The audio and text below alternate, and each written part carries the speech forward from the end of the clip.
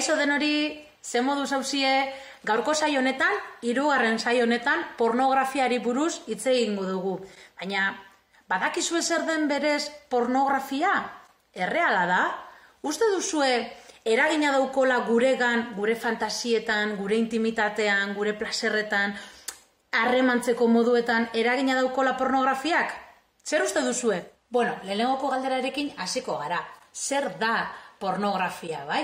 Pornografia da jarduera sexualen eszenen, bai, deskribapena edota errepresentazioa, baina bakarrik ikusten da zinean edo bideoan grabatzen duguna? Ez, nobeletan ager daiteke, pinturan ager daiteken, irudikapenetan ager daiteken, eskulturetan, hau da, arte guztietan ager daitekeen eszenak edo ekintzak dira. Baina egun, pornografia entzuterakoan segurazki gehiengoari gertatu zaigun moduan, interneten edo bideoetan agertzen diren eszenei buruz hitz egiten dagoela uste dugula. Hau da, gure sexualitatea distortzionatu alduten eszena ezberdinak errepresentatzen dituen modu bat. Interneten ikusten dugun pornografiak harreman erotikoen irudi distortzionatua azaleratu ahal dau, ezta? Orduan, hau ez da erreala, fikzioa da. Imaginatzen duzu edo pelikula bat ikusten duzuen adibide moduan, magia egiterakoan, zuek ez duzue uste egiazkoa denik, ezta? Horratzean badago lan potolo bat hori dana eraldatzeko, ezta? Pornografian edo ikusten duguna berez ez da berdina, ez?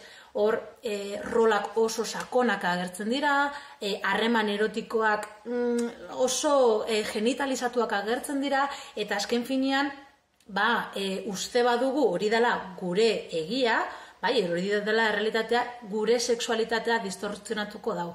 Gogoratzen duzue, lehenengoko saioan zelan egon ginen hitz egiten, sexualitatea ez dagoela bakarra munduan, baizik eta bakoitzak daukagula geure sexualitatea eta deskubritu behar dugula? Bai, ez da?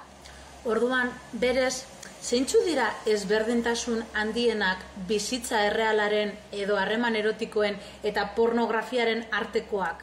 Bat, harreman motak, bai? Pornoan agertzen diren harremanak ohikoenak edo gehien bat ikusten direnak dira mutilezkoak oso boteretsuak direla eta emakumeak objektu moduan tratatzen dituztela. Bai, bizitza errealean berez berdinak gara edo berdintasun eskubidea daukagu eta eskuratzeko edo aukeratzeko eskubidea daukagu. Bi, kitzikadurari edo estitazioari lotuta, bai? Normalean edo gehienetan gertatzen dena ikusten duguna, berez, mutilezkoak edo sakildun pertsonak sakia tente daukatela eta beti daudela gogotsu. Eta neskak ez dakigu estitatuta bagauden edo ez dakigu zer gertatzen zaigun. Bizitza errealean, bai, berez, ez daukagu beti gogorik harreman erotikoak okiteko, edo beti ez gaude prest estitazioa edo kitzikadura gitzika lortzen dugu, eta ez da bapatean edo derrepente datorren sentsazio bat. 3. Gorputzei lotuta, gorputz gehienak dira oso argalak, edo mutilen kasuan oso muskulosoak, eta nesken kasuan oso argalak, oso apainduak, operatuak, bular handidunak, alu txikiak, baina bizitza errealean, hor zornotzatik ikusten baldin badugu daude. Lodiak, argalak, luzeak, txikiak, ulela burdunak, ule luzedunak, gorputz oso ezberdinak daude eta danak dira desiragarriak. 4. Plaserra kontutan badaukagu, pornoan berez plaserra lortzeko modu bakarra edota nabariena berez koitua da, penetrazioa da. Bizitza errealan badakigu plaserra berez bakarrik ez dugula lortzen genitaleekin, baizik eta zentzumenak ditugula eta zentzumen guzti horrek prest jartzen baditugu, gure gorputzak sentitzen dagoela plaserra. Ez dago modu bat gauzak egiteko edo plaserra sentitzeko, baizik eta daude modu asko eta oso pluralak dira. 5. Harreman sexuala. Pornoan, plaseraren moduan, ez? Koitoa edo penetrazioaren bitartez. Bizitza errealan berez, gauza asko, infinituak egin daitezke, benetan disfrutatzeko edo harreman sexualak berez zer diran. Ez dago bakarrik penetrazioa, baizik eta daude modu asko harreman sexualak eukiteko. Eta baita ere genital gabe.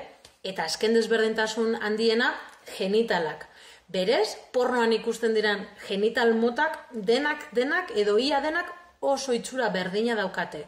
Bai? Txakiak nahiko luzeak izaten dira, aluak oso txikiak izaten dira, hilerik ez daukate, eta beti berdina egiten dute edo beti berdin aurkezten dira. Bizitza errealean, lehenengoko saian komentatu gendun moduan, bai? Genital oso ezberdinak daude. Batzuk ulea daukate, beste batzuk ez. Batzuk alu handia daukate, beste batzuk txikitxoagoak, beste batzuk espain lodiak handiagoak, txikiagoak, eta sakiak berdin. Batzuk alde batera, beste batzuk beste batera, txikiagoak, luzeagoak, lodiagoak, tamaina, forma eta kolore eta era ezberdinetakoak daude. Bueno, labur esan da, hauek izan dira, desberdintasun handienak pornoaren eta bizitza errealaren artekoak, bai? Gogoratu, berez, pornoa dala modu bat disfrutatzeko momentu konkretu batetan, bai? Baina ez dala kopiatzeko edo hori egiten dutenak guk berdina egiteko, pelikuletan gertatzen den moduan. Pelikulak ikusten dugu, bai? Eta oso ondo daude, fantaseatzeko, errekreatzeko, disfrutatzeko momentu horretan, baina ez dugu bizitza ikasten pelikulei bitartez, ezta? Bueno, espero dut pornografiari buruz pizkatzu bet gaur ikasi izana eta betiko moduan harremanei buruzko dudarik badaukazute, pornoari buruzko dudarik badaukazute, sexualitateari buruzko dudak edo galderak badaukazute, badakizue. Deitu, telefono honetara edo e-mail bat idatzi eta horratzean egongo gara zuen zain. Bai? Besarkada handi bat, musu handi bat eta laster ikusiko dugu elkar. Bai?